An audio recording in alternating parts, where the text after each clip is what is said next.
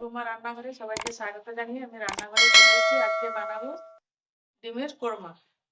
আমি 4টে ডিম নিয়েছি, আমার 4 জন, তাই আমি 4টে ডিম নিয়েছি। তো ডিমটাকে আমি প্রথমে একটু লঙ্কা দিয়ে মাখিয়ে নেবো। কোরমাটা হচ্ছে হলুদ ছাড়া রান্না হবে, তাই লঙ্কা অল্প করে লঙ্কা দেবো। মশলা নিয়েছি পেঁয়াজ বাটা, রসুন বাটা, আদা বাটা, কাজু বাদাম বাটা, আর এই গোটা এলাচ আছে। তার জন্য পেঁয়াজ আমি কুচিয়ে নিয়েছি। তো বেরেস্তার জন্য প্রথমে আমি সাদা তেল দিয়ে পেঁয়াজটাকে ভেজে নেব। বেরেস্তার জন্য আমি পেঁয়াজটা ভেজে নেব,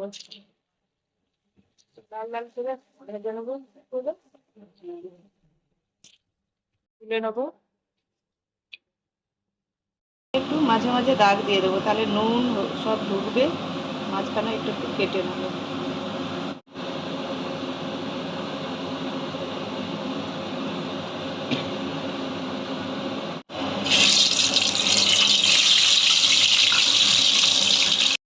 ডিম ভাজা হয়ে গেছে। ডিমটা আমি বেশি কড়া করবো না, হালকা করেই ডিমটা ভাজবো। এবার তুলে নিচ্ছি।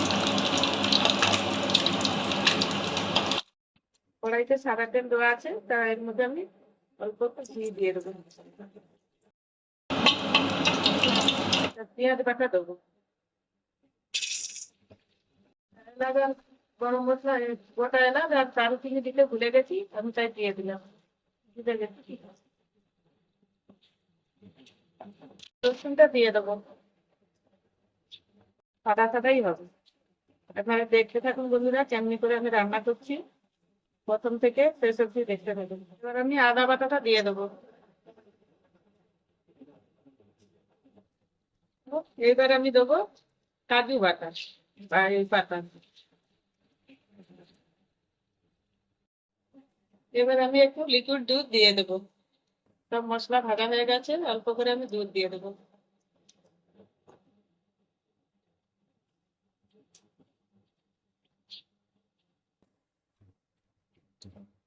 লঙ্কার গুঁড়ো দেবো,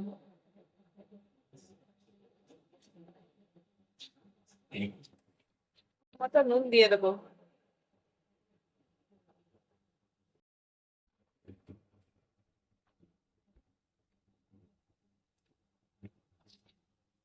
ভেজে রাখা ডিমগুলো দিয়ে দেবো।